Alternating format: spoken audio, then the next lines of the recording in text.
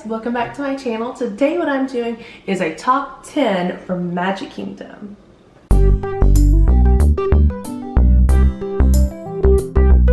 Again, as they add rides, this list may or may not change, and depending on construction that may be continuing to happen, this also may change if they're even available. But as of right now, these are the top 10 rides or attractions at Magic Kingdom.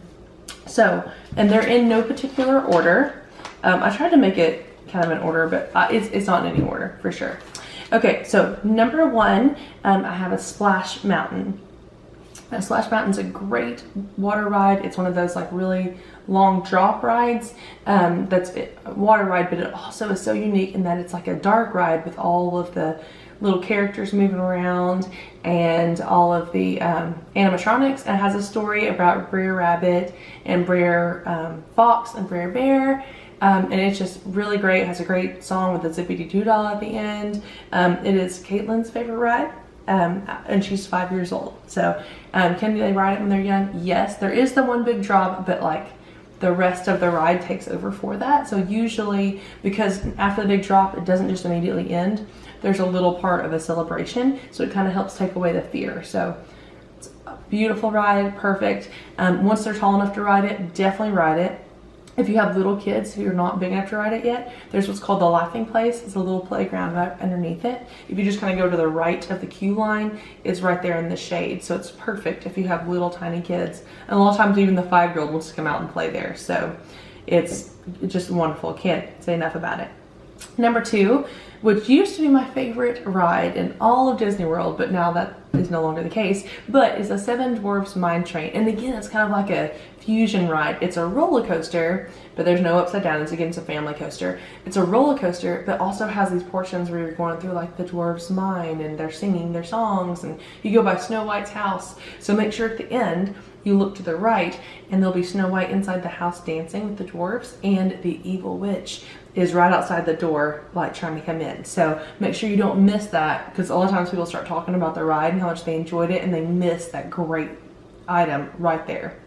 So super love the ride. And if you want to, the mine cars that you're sitting in actually rock back and forth. That's what makes it so smooth around the corners. And a lot of people start rocking it when you go into the mine. So that's also a neat idea. Number three is Space Mountain. So another one of the mountains. Now this one's a totally inside ride, so if there's a thunderstorm or something, head here for sure.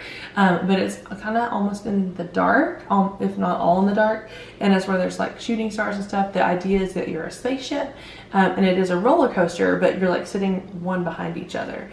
I have now put my 5-year-old on it, but I am very nervous about her falling out, so I'm putting my hands on her shoulders and everything. She really enjoyed it though as well, even though she's a little bit scared.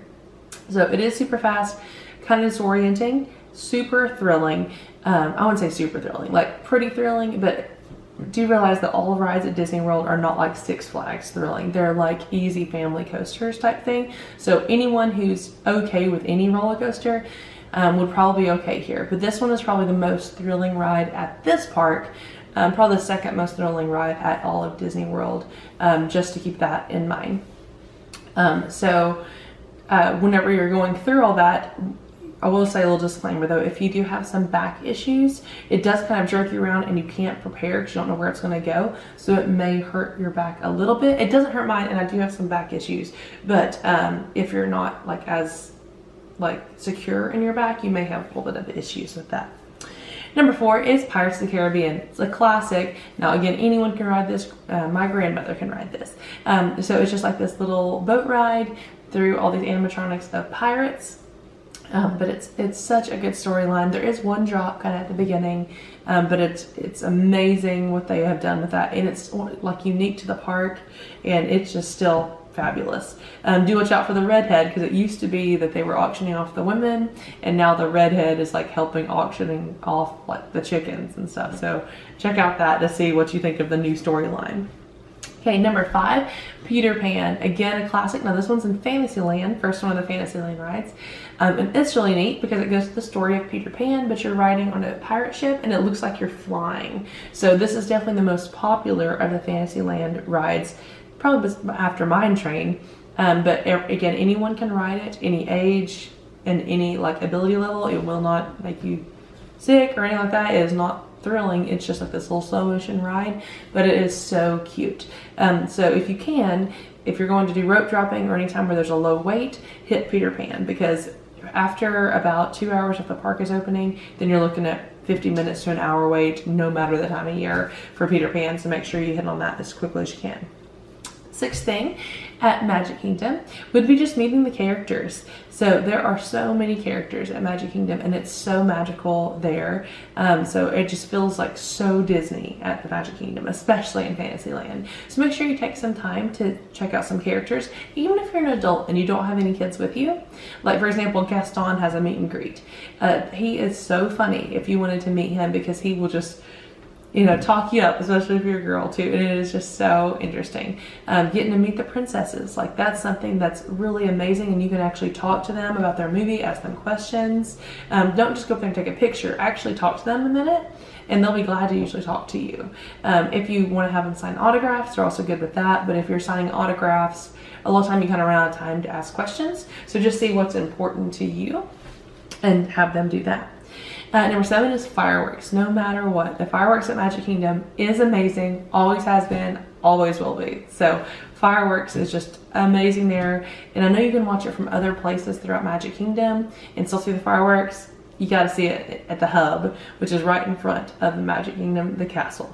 Now you can see it down Main Street, but you really need to be able to see the castle, because they do projections onto the castle. So if you're only going to see it one time, make sure you see it right in front of the castle. It doesn't have to be like dead center and perfect, but you do need to be able to see the projections on the castle. Okay, number 8 is the Winnie the Pooh ride. I think it's like Pooh's Great Adventure. Again, super cute ride. Anybody can ride it. The most thrilling part it has a little bit of bouncing, where the Tigger part is, but like it's not hard at all. And all the kids super love it. All the adults love it. I mean, I absolutely think it's the cutest ride. And especially if you like Pooh Bear, like it is just adorable. Might be a little bit scary during the Heffalumps and Woozles thing, but most of the time kids are able just to bounce right back from that. Okay, number 9, Haunted Mansion. Now I love Haunted Mansion. I think it's super cool. I don't want to ride it a million times, but I do think it's a really neat ride, and I love the graveyard scene and the songs. I do say for kids, it is really scary. So like we usually make our kids ride it because we really love it. Because again, anyone could technically ride it because of the way of the ride vehicle moving, but it is kind of scary for kids because it's so dark and it's talking about ghosts and stuff like that. So do keep that in mind. Like really, honestly, kids 5 and under really shouldn't ride it because they're going to be scared. So, but you know, you're a kid.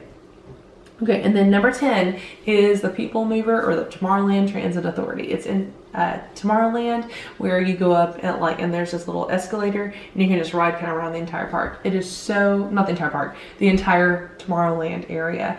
It is so relaxing. You get to see the castle, you get to see all of Tomorrowland. You can kind of like sit back and relax and watch people. It moves kind of quickly, so it doesn't. It's pretty cool. It goes through some of the rides. I mean, it's just such a good little ride, and it almost never has a wait. So for me, it is a top 10 attraction. You gotta make sure you do it. No matter what happens, it seems like everyone does it every time they come because it is so great. But there's like no wait. You just hop on and you ride around. Usually, I'm not saying. If there's a wait for the People Mover, then you know that it's a busy day at Magic Kingdom. So those are my top 10 attractions to make sure you hit for your Magic Kingdom vacation. So again, those were Splash Mountain, Mine Train, Space Mountain, Pirates of the Caribbean, Peter Pan, hitting some characters, Fireworks, Pooh, Haunted Mansion, and the People Mover. So those are my top 10 must-dos at Magic Kingdom. So thank you so much for watching. Make sure you like and subscribe so you never miss an episode. God bless, be adventurous. See you next time. Bye.